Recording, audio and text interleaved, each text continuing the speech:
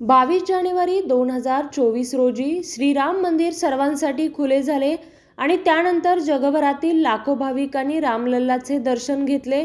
एका वर्षात सरासरी 1 लाख भाविक रोज मंदिरात येत असल्याची माहिती आहे। तिथीनुसार 2025 मध्ये 11 जानेवारी रोजी रामलल्लाची प्रतिष्ठापना झाली।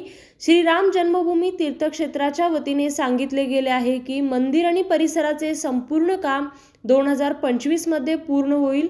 मंदिराच्या पहिल्या मजल्यावर प्रभू श्रीराम, माता सीता, लक्ष्मण, भरत आणि शत्रुघ्न यांच्या मूर्त्या बसवण्यात येणार आहेत। प्रसिद्ध चित्रकार वासुदेव कामत यांचे यासाठी रचनात्मक योगदान असेल।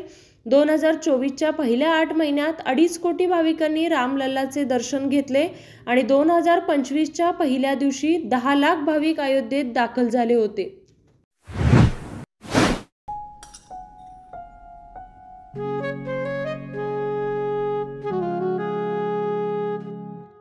बाबा, आज येताना बासुंदी घेऊन या ना।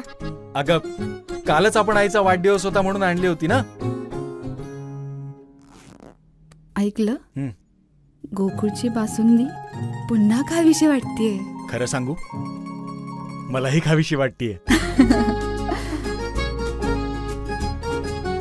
पुन्हा पुन्हा खावीशी वाटणारी गोकुळ बासुंदी।